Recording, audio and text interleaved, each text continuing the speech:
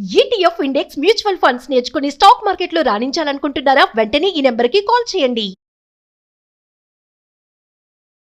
నమస్తే, welcome back to Suman TV. Present మనతో పాటు ఉన్నారు corporate and soft skills trainer Madhuravani గారు. నమస్తే మ్యామ్. నమస్తే అండి. ఇప్పుడు మనం లే ఆఫ్స్ గురించి ప్రతి వీడియోలో మాట్లాడుకుంటున్నాము. ఆర్టిఫిషియల్ ఇంటెలిజెన్సీ వచ్చాక ముఖ్యంగా చూసుకుంటే ఐటీ సెక్టార్ బాగా పడిపోవడం అనేది చూస్తున్నాం. మరి రీసెంట్గా అమెజాన్ కానీ, మైక్రోసాఫ్ట్ కానీ, టీసీఎస్ కానీ ఎంతోమందిని తీసేసింది. ఇప్పుడు కొత్తగా అరాకిల్ మరి ఒక్కటే రోజు 30,000 మందిని ఇంటికి పంపించేసిందంట. అంటే దీని కారణం అంటున్నారు, ఒకసారి డీటెయిల్గా వెళ్తే. అవును, యాక్చువల్లీ మార్నింగ్ 6 o'clock అందరు 30,000 ఎంప్లాయీస్కి ఆటోమేటెడ్ ఈమెయిల్ వెళ్ళిపోయింది, this is your last day అని చెప్పి. సో అందరికీ ఒకటేసారి వెళ్ళేసరికి ప్రస్తుతం 30,000 ఎంప్లాయీస్ అందరు షాక్లో ఉన్నారు. దీనికి రీజన్ ఏంటి అనుకుంటే ఏఐ. ఒరాకిల్ వాళ్ళు ఏం చేశారంటే ఈ 30,000 ఎంప్లాయీస్ని జీపీయూ క్లస్టర్స్తో రీప్లేస్ చేశారు. మనకు వచ్చిన ఇన్ఫర్మేషన్ ఏంటంటే ఒరాకిల్ వాళ్ళు $150 బిలియన్ కాంట్రాక్ట్ సైన్ చేశారు.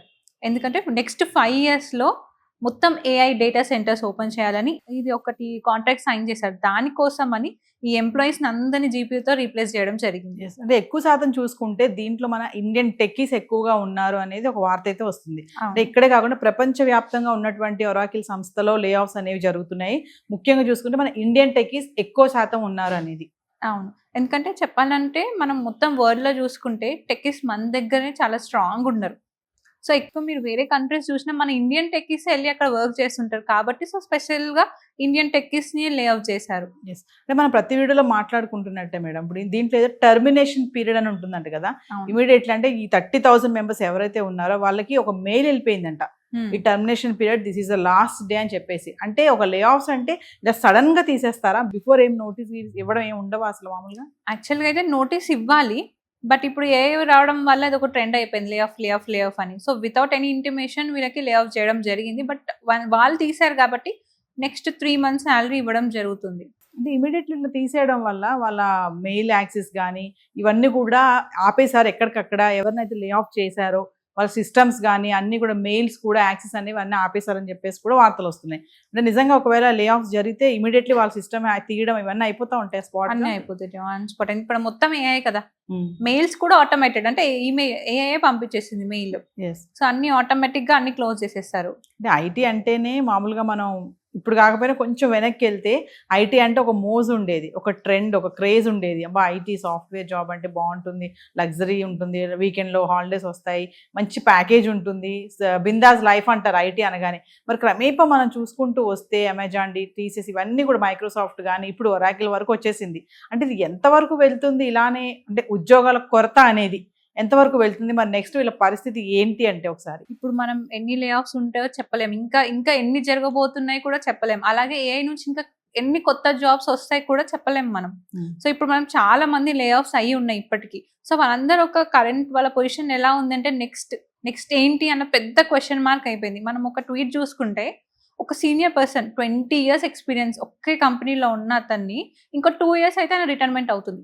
సో అలాంటి టైంలో లే ఆఫ్ చేసి అంటే వాళ్ళు ఎలాంటి షాక్ కి గురై ఉంటారు, వాళ్ళకి ఎన్నో ప్లాన్స్ ఉంటాయి, ఇంకో 2 years అయితే రిటైర్మెంట్ అయిపోతుంది, మన పిఎఫ్ అమౌంట్ వస్తుంది, ఆ అమౌంట్ ని వాళ్ళు నెక్స్ట్ ఎలా ఎక్స్పాండ్ చేయాలి, లేకపోతే ఏమైనా సొంత బిజినెస్ పెట్టుకోవాలా, లేకపోతే వాళ్ళకి ఎన్నో డ్రీమ్స్ ఉంటాయి, అవన్నీ సడన్ గా ఆపేసినట్టే అవుతుంది ఇప్పుడు.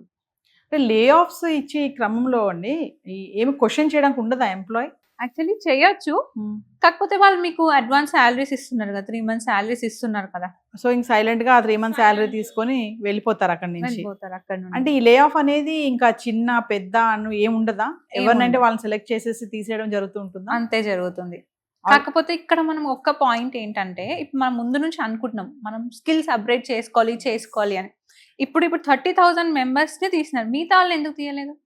మేబీ వాళ్ళు ఏఐ స్కిల్స్ నేర్చుకొని ఉన్నారేమో, వాళ్ళు అప్గ్రేడ్ చేసుకొని ఉన్నారేమో. సో దానివల్ల మిగతా వాళ్ళని తీయలేదు. స్పెసిఫిక్గా వీళ్ళని ఎందుకు తీసారు అనుకుంటే వీళ్ళు మేబీ అప్గ్రేడ్ అవ్వలేరేమో. ఇంకా అంటే ఒకే రోజు 30,000 మెంబర్స్ అంటే ఇది ఎప్పటి నుంచో వస్తున్నటువంటి ప్లానే అనుకోవచ్చా? అంటే ఫిల్టరైజేషన్ చేసుకుంటూ మీరు ఇందాక అన్నారు 30,000 మెంబర్స్ని ఎందుకు తీశారు, మిగతా వాళ్ళని ఎందుకు తీయలేదు అంటే వాళ్ళు అప్డేట్ అయ్యారేమో అని అంటున్నారు కదా. అంటే వీళ్ళని ఫిల్టరైజ్ చేసుకుంటూ వస్తూ సడన్గా ఒకే రోజు తీసేయడం జరిగింది అనుకోవచ్చా? అఫ్ కోర్స్ ముందు ప్రీ ప్లానింగ్ ఉంటుంది కదా, అంటే ఎవరు మనకి బెనిఫిట్, ఎవరిని మనం ఏఐతో రీప్లేస్ చేయొచ్చు, అవన్నీ డేటా చూసుకొని వాళ్ళు లే ఆఫ్ చేయడం జరుగుతుంది. పెద్ద పెద్ద కంపెనీస్ ఏఐ వల్ల అలా తీసేస్తూ ఉంటే మరి ఇంక చిన్న చిన్న ఉద్యోగాల పరిస్థితి ఏంటి అంటే? ఇప్పుడు మనం చిన్న పెద్ద ఏది లేదు. ఏఐ ముఖ్యంగా చిన్న నుంచి పెద్ద అన్ని వర్క్ ని రీప్లేస్ చేస్తుంది. సో మనం ఆ లే ఆఫ్ ని ఎవరికైనా ఎప్పుడైనా రావచ్చు ఇప్పుడున్న సిచ్యువేషన్ లో. Yes. సో అందుకే మనం ఎప్పటికప్పుడు అప్గ్రేడ్ చేసుకుంటూ ఉంటే ఒకవేళ ఈ జాబ్ వెళ్ళిపోయినా మీరు ఇమీడియట్ గా నెక్స్ట్ జాబ్ కి వెళ్ళేటట్టు ఉండొచ్చు. ఎందుకంటే ఇప్పుడు మన ఏఐ నుంచి కొత్త జాబ్స్ కూడా వస్తున్నాయి. ఇప్పుడు మీ AI లో టాప్ స్కిల్స్ నేర్చుకున్నారు అనుకోండి, వేరే కంపెనీ మీకు వచ్చి మీకు జాబ్స్ కూడా ఇవ్వడం జరుగుతుంది. ఇంకోటి ఏంటంటే అమెరికాలో ఉంటున్నటువంటి ఈ ఒరాకిల్ కంపెనీ ఏదైతే ఉందో అక్కడ కూడా ఎక్కువ శాతం మంది మన ఇండియన్ టెక్కీసే ఉన్నారని చెప్పేసి న్యూస్లో అయితే చెప్పడం జరుగుతుంది. మరి వాళ్ళందరి పరిస్థితి ఏంటి? నెక్స్ట్ వాళ్ళ ప్రాసెస్ ఏంటి అంటే? ఇప్పుడు వాళ్ళు అదే అర్థం కాని పరిస్థితిలో ఉన్నారు. ఇప్పుడు నెక్స్ట్ జాబ్ వెతుకోవడమా, లేకపోతే ఇండియాకి రిటర్న్ రావడమా? సో మరి వాళ్ళ ప్రాసెస్, వాళ్ళ థింకింగ్ ప్రాసెస్ ఎలా ఉందో మనం చెప్పలేము. బట్ మేబీ వాళ్ళు ఇంకో ఆప్షన్ గురించి అయితే వెతుకుతూ ఉంటారు. బికాస్ అక్కడికి ఆగిపోలేరు కదా. ఎస్. సో ఇంకో జాబ్ వెతుకోవడము, లేకపోతే రిటర్న్ రావడము, వాళ్ళు ఎలా డిసిజన్ తీసుకుంటారో మనం అది గెస్ చేయలేము. అంటే మీరు ఒక ఫైనల్ క్వశ్చన్ చెప్పండి మధురవాణి గారు. మీరు అందులో ఉన్నారు కాబట్టి, ఆ ప్రాసెస్లో ఉన్నారు కాబట్టి, ఆల్రెడీ న్యూస్ ఫాలో అవుతున్నారు కాబట్టి, మరి ముందు ఇలా లే ఆఫ్స్ ఇలాగే కొనసాగుతూ ఉంటే ఈ పరంపర అనేది మరి నెక్స్ట్ జనరేషన్ వాళ్ళకి ఏంటి పరిస్థితి? ఇప్పుడు ఐటీ జాబ్స్ మీద కళలు ఉన్న వాళ్ళు కానీ, దానికోసం చదువుతున్న వాళ్ళు కానీ, మరి చాలా మంది ఇప్పుడు సిఎస్సి ఏఐ తీసుకున్న వాళ్ళు ఉంటారు.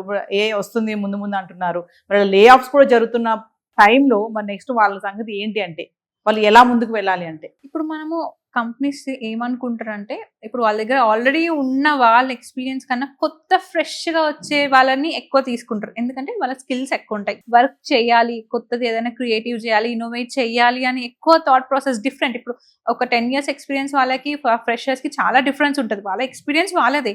బట్ కొత్త జనరేషన్ ఏంటి, వాళ్ళకి ఎక్కువ ఇన్నోవేషన్ ఐడియాస్ ఉంటాయి. వర్క్ ఫాస్ట్ గా కంప్లీట్ చేయాలి అని, ఎక్కువ స్కిల్స్ అప్గ్రేడెడ్గా ఉంటారు. సో ఇప్పుడు వచ్చే వాళ్ళని అయితే ఖచ్చితంగా ఫ్రెషర్స్ని అయితే తీసుకుంటాం. మనం చూస్తుంటే రిక్రూట్మెంట్ జరుగుతూనే ఉంది. మనకి ఎక్కడ కూడా రిక్రూట్మెంట్ అయినట్టు లేదు. మన హైరింగ్ ప్రాసెస్ జరుగుతూనే ఉంది. ఎవరిని తీసేయాలో వాళ్ళని తీసి ఏఐతో రీప్లేస్ లో కూడా చేయడం జరుగుతుంది. సో ఫైనల్ గా మధురవాణి గారు, టర్మినేషన్ నోటీస్ అంటే ఏంటి ఒకసారి డీటెయిల్ గా? టర్మినేషన్ నోటీస్ అంటే on spot without any intimation మీకు మెయిల్ రావడం, ఇవాళతో మీ జాబ్ ఇక్కడతో ఆగిపోయింది, మీరు రేపటి నుంచి లాగిన్ చేయాల్సిన అవసరం ఉండదు అని చెప్పడం.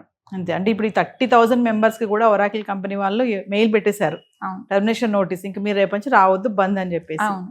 నెక్స్ట్ మళ్ళీ వాళ్ళని తీసుకునే ప్రాసెస్ ఏమైనా ఉంటుందా? ఒక్క కంపెనీ ఒక్కసారి తీసేస్తే అంటే వాళ్ళు వద్దనుకునే తీసేశారు కదా.